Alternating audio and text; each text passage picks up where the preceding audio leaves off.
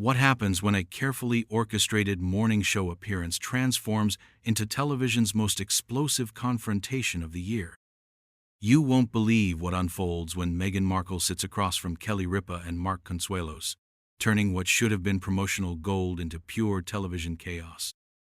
The cameras were rolling, the audience was captivated, and nobody, absolutely nobody, was prepared for the verbal warfare that erupted between the former royal and America's favorite morning show duo. The tension was palpable from the moment Meghan stepped onto the pristine set of Live with Kelly and Mark. Her entrance, accompanied by the usual fanfare and applause, carried an undercurrent of something darker. The Duchess, dressed in an immaculate cream blazer that screamed understated elegance, moved with the calculated precision of someone who had something to prove. Her smile, though camera-ready, didn't quite reach her eyes as she settled into the guest chair, her posture rigid despite the casual morning show atmosphere. Ripa, ever the professional, began with her trademark warmth, but there was something different in her demeanor today. The usually effervescent host seemed more guarded, her questions carrying an edge that regular viewers might have missed but was unmistakably present to those who knew her well. Mark Consuelos, typically the more laid-back of the duo, appeared unusually alert, his journalist instincts clearly activated as he studied their guest with an intensity that suggested this wasn't going to be just another celebrity chat. "Meghan, it's wonderful to have you here," Kelly began, her voice maintaining its professional cheerfulness while her eyes remained calculating. "You've been quite busy lately with your various projects and public appearances. There's been a lot of discussion about your recent statements regarding the monarchy and your time as a working royal." The question hung in the air like a loaded weapon, and Meghan's response was immediate and telling. Her shoulders tensed almost imperceptibly, and that practiced smile faltered for just a moment before snapping back into place. "Well, Kelly, I think it's important to speak one's truth, don't you? I've always believed in authenticity and transparency, especially when it comes to experiences that have shaped who I am today." Mark leaned forward slightly, his expression sharpening. "That's interesting, Meghan, because there have been some questions raised about certain inconsistencies in various accounts you've given over the years. For instance, your recent interview, where you mentioned feeling completely unprepared for royal life, yet there are reports and documentation suggesting you had extensive briefings and support systems in place." The atmosphere in the studio shifted dramatically. The audience, initially buzzing with excitement at having such a high-profile guest, began to sense the underlying tension. Meghan's jaw tightened almost imperceptibly, and her hands, which had been casually resting on the armrests, now gripped them with white-knuckled intensity. "I think there's a difference between being briefed about protocols and truly understanding what it means to live within that system," Meghan replied, her voice taking on a defensive edge that she tried to mask with her practiced media training. "No amount of preparation could have prepared me for the reality of what I experienced." Kelly exchanged a glance with Mark, a silent communication that spoke volumes about their shared skepticism. The morning show queen had built her career on reading people, and what she was reading from Meghan wasn't sitting well with her. "But Meghan, there are those who would argue that you had access to resources and support that most people entering any new situation could only dream of. Palace insiders have suggested that you were offered guidance that perhaps wasn't fully embraced." The words hit their target with surgical precision. Meghan's composure, carefully maintained through years of public scrutiny, began to show hairline cracks. Her voice rose slightly, losing some of its measured cadence. "Palace insiders? You mean the same people who leaked stories to the tabloids? The same system that failed to protect me from racist attacks and invasion of privacy?" Mark sensed blood in the water and pressed forward. "No one is minimizing the challenges you faced, Meghan, but there are legitimate questions about accountability. Your legal team made very specific claims in court documents that have since been contradicted by other evidence. How do you reconcile those discrepancies?" The studio had gone eerily quiet. Even the production crew, usually bustling with background activity, had frozen in place, sensing they were witnessing something unprecedented. Meghan's media training was warring with her genuine emotions, and the battle was becoming visible to everyone in the room. I find it fascinating, Meghan said, her tone now carrying unmistakable ice, that you're more interested in attacking my credibility than addressing the substantive issues I've raised about institutional racism and the treatment of women who dare to speak up. Kelly's eyebrows rose in what could only be described as barely contained disbelief. Meghan, we're not attacking anyone. We're asking questions that our viewers want answered. Questions that have been raised by credible sources and documented evidence. That's what journalism is about. Journalism? Meghan's voice cracked slightly, betraying the emotional storm brewing beneath her composed exterior. Is that what you call this ambush? Because that's what this feels like. I came here expecting to have a conversation about my current projects, my advocacy work, my commitment to making a positive difference in the world. Mark's expression hardened. With respect, Meghan, when you make public statements that contradict documented facts, when you make serious allegations against institutions and individuals, those statements become part of the public record. They become fair game for scrutiny. The tension in the room was now suffocating. Meghan's perfectly applied makeup couldn't hide the flush creeping up her neck, and her breathing had become noticeably more rapid. The audience sat in stunned silence, many pulling out their phones to capture what was clearly becoming a historic television moment. Fair game? Meghan repeated, her voice rising dangerously. Is it fair game to question a woman's truth about her own lived experiences? Is it fair game to demand that someone prove they were mistreated, discriminated against, pushed to the brink of their mental health? Kelly leaned back slightly, her expression a mixture of professional concern and journalistic determination. Meghan, nobody is questioning your right to speak about your experiences. But when those experiences are presented as facts that form the basis for serious accusations, yes, they become subject to verification and scrutiny. That's how accountability works. The word accountability hit Meghan like a physical blow. Her composure finally began to crack in earnest, and what emerged was raw, unfiltered emotion that no amount of media training could contain. The cameras continued to roll, capturing every micro-expression, every telling gesture, every moment of this unprecedented confrontation that was about to explode into something far more dramatic than anyone had anticipated. Accountability? Meghan's voice rose to a pitch that made several audience members visibly uncomfortable. You want to talk about accountability? Let's talk about the accountability of a media system that profits from tearing down women, particularly women of color. Let's talk about the accountability of hosts who invite guests on their show under false pretenses just to ambush them on live television. The accusation hung in the air like a toxic cloud. Kelly's face went through a rapid transformation, her professional mask slipping to reveal genuine outrage. Mark's jaw clenched so tightly that the muscles in his neck became visible, his dark eyes flashing with an anger that he was struggling to contain within the bounds of broadcast television.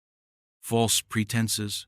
Kelly's voice dropped to a dangerously low register, the kind of tone that anyone who knew her recognized as a warning sign. Meghan, your publicist specifically agreed to questions about your public statements and your time with the royal family. We provided a list of topics in advance, as we do with every guest. There was nothing false about our intentions. But Meghan was beyond reason now, her carefully constructed public persona crumbling in real time. Years of pent-up frustration, criticism, and perceived persecution came pouring out in a torrent of accusations and deflections. A list of topics is not the same as an interrogation. You're treating me like a criminal instead of a guest. This is exactly the kind of hostile treatment that I was subjected to throughout my time in the UK. Mark leaned forward, his journalist instincts fully engaged now, any pretense of morning show pleasantries abandoned. Meghan, asking follow-up questions about public statements you've made is not hostile treatment. It's basic journalism. When you go on international television and make claims about racism within the royal family, when you make statements about your mental health that contradict previous interviews, people have a right to ask for clarification. Previous interviews? Meghan's eyes blazed with fury. You mean the interviews where I was coached? Where I was told what I could and couldn't say? Where I was silenced and controlled? Those interviews don't represent my truth. The studio audience was now completely captivated by the spectacle unfolding before them. Some were recording on their phones, others sat with mouths agape, and a few had begun whispering among themselves. The producers in the control room were frantically trying to decide whether to cut to commercial or let this unprecedented confrontation continue to play out live. Kelly's patience, legendary though it was, had reached its breaking point. Your truth, Meghan. What about the truth of the people you've accused? What about the truth of the institution you've painted as irredeemably racist? Don't they deserve to have their side heard without being dismissed as liars and conspirators? Their side? Meghan stood up abruptly, her chair scraping against the floor with a harsh screech that echoed through the suddenly silent studio. Their side has been heard for centuries. Their side controls the narrative, controls the press, controls everything. I'm just one woman, trying to tell her story, trying to speak her truth, and even that is too much for you people to handle. The phrase, you people, landed like a grenade in the middle of the set. Mark's eyebrows shot up, and Kelly's mouth fell open in genuine shock. The implication behind those words was unmistakable, and both hosts recognized the gravity of what had just been said on live television. Excuse me? Mark's voice was deadly quiet now, his professional demeanor barely containing his personal offense. What exactly do you mean by, you people, Meghan? Realizing her mistake, Meghan tried to backtrack, but the damage was done. I mean the media establishment, the people who profit from controversy and conflict. I don't mean anything else by it. But her clarification sounded hollow and defensive, and everyone in the studio knew it. Kelly shook her head slowly, her disappointment evident. Meghan, we invited you here in good faith. We've treated you with respect and asked legitimate questions that any journalist would ask. The fact that you're now implying some kind of bias or prejudice on our part, because we won't simply accept your statements without question, is deeply troubling. Troubling? Meghan's laugh was bitter and sharp. What's troubling is that I can't speak about my experiences without being questioned, doubted, and attacked. What's troubling is that every word I say is scrutinized and dissected, while the people who actually harmed me get to hide behind their titles and their institutions. Mark stood up as well now, his height adding gravity to his words. Meghan, with all due respect, you are not being attacked. You are being asked to account for inconsistencies in your public statements. That is not the same thing. And the fact that you can't or won't distinguish between the two is exactly why these questions need to be asked. The confrontation had now reached a fever pitch. Meghan's face was flushed, her breathing rapid and shallow, while both hosts stood their ground with the kind of steely determination that had made them successful in the unforgiving world of live television. The audience sat in stunned silence, witnessing what would undoubtedly become one of the most talked about moments in morning television history. You know what? Meghan's voice cracked with emotion and rage. I don't have to subject myself to this. I don't have to sit here and be interrogated by people who have already made up their minds about me. I don't have to justify my pain, my trauma, my truth to anyone, especially not to people who have never lived through what I've experienced. Kelly's expression hardened further. No one is asking you to justify your pain, Meghan. But when you make serious public accusations, when you use your platform to make claims that affect other people's reputations and livelihoods, yes, you do need to be prepared to answer questions about those claims. That's what public accountability looks like. Public accountability, Meghan repeated mockingly. Is that what you call this circus? This is public humiliation, plain and simple. This is exactly the kind of treatment that drove me away from public life in the first place. And it's exactly why so many women, especially women of color, are afraid to speak up about their experiences. The accusation of racism, while not explicitly stated, hung heavy in the air. Both Kelly and Mark recognized the implication, and their reactions were swift and decisive. The point of no return had been reached, and what happened next would determine whether this confrontation would end in professional damage control or complete catastrophe. Mark's face darkened with barely controlled fury as he processed what Meghan was implying. Years of professional experience in live television had taught him to maintain composure under pressure, but this crossed a line that he wasn't prepared to ignore. "Stop right there, Meghan," he said, his voice cutting through the tension like a blade. "If you're suggesting that our questions are motivated by anything other than professional journalism, you need to be very careful about what you're implying on national television." Kelly stepped forward, her usually warm demeanor replaced by cold steel. "Let me be absolutely clear, Meghan. We have built our careers on treating every guest with fairness and respect, regardless of their background, their race, or their personal circumstances. The questions we're asking you are the same questions we would ask any public figure who has made the kinds of statements you've made. To suggest otherwise is not only false, it's defamatory." But Meghan was too far gone to pull back now. The red mist of righteous indignation had descended, and every rational thought had been swept away by the tide of her accumulated grievances. "Defamatory?" she shrieked, her voice reaching a pitch that made the studio microphones crackle with feedback. "You want to talk about defamatory? What about the character assassination I've endured for years? What about the lies, the distortions, the systematic campaign to destroy my reputation?" The audience was now visibly uncomfortable, many looking around nervously as if seeking an exit from what had become an intensely personal and ugly confrontation. The cameramen continued filming, but their expressions showed they knew they were capturing something that would be dissected and analyzed for years to come.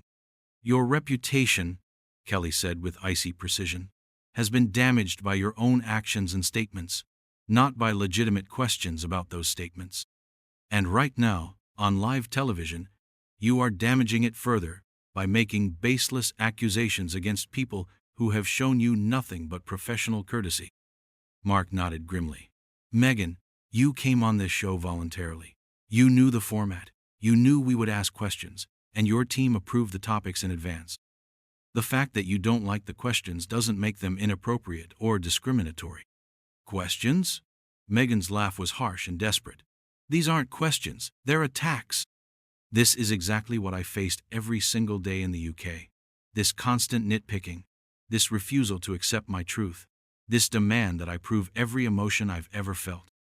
"Your truth," Kelly repeated, her voice dripping with barely concealed disdain, "is not above scrutiny just because it's yours. When you make public statements that affect other people, when you make serious allegations, when you present yourself as a victim of racism and institutional abuse, those statements become part of the public record. They can and should be examined, questioned, and verified." The word verified seemed to trigger something primal in Meghan. Her eyes flashed with a fury that was almost frightening in its intensity. "Verified by whom? By you? By the same media establishment that has made millions from my misery? By the same system that protected my abusers while painting me as the villain?" Mark had heard enough. His journalistic integrity, his professional reputation, and his personal character were all being attacked simultaneously, and his patience had finally snapped. "That's it," he said, his voice carrying an authority that filled the entire studio. "I'm not going to sit here and be accused of racism, bias, or abuse by someone who refuses to answer simple, legitimate questions about her own public statements." "Oh, you're not going to sit here?" Meghan shot back, her voice cracking with hysteria. "Well, neither am I. I don't have to subject myself to this interrogation, this public humiliation, this character assassination disguised as journalism." She began gathering her belongings with shaking hands, her movements erratic and desperate.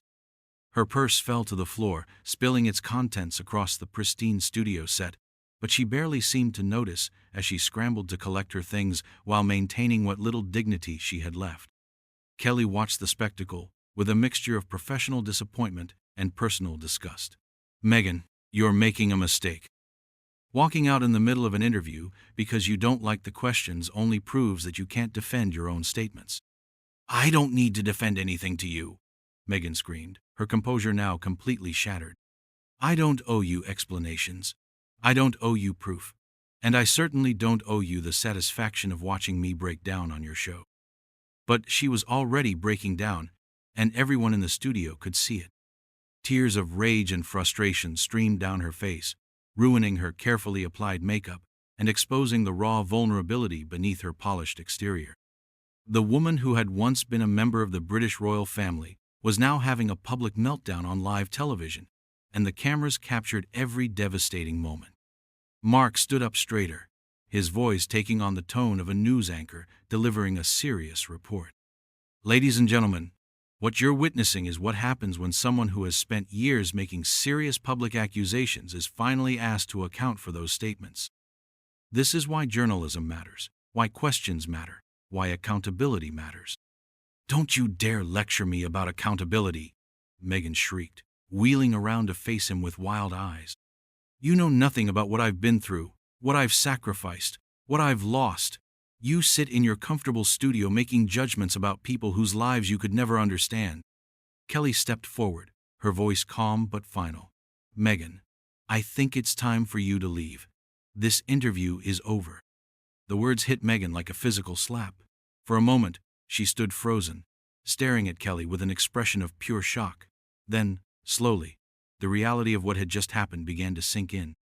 She had been dismissed, ejected from one of the most popular morning shows in America, humiliated in front of millions of viewers. Fine, she whispered, her voice hoarse from screaming. Fine, but this isn't over. People will see this for what it really is. They'll see how you treated me, how you ambushed me, how you tried to destroy me just like everyone else. She turned toward the exit, her movements stilted and mechanical, like a broken doll. The studio audience sat in stunned silence as she made her way toward the door, her heels clicking against the floor with each unsteady step. Just before she reached the exit, she turned back one final time, her face streaked with tears and mascara, her voice breaking with emotion. You'll regret this, both of you. When the truth comes out, when people see what really happened here today, you'll regret treating me like this.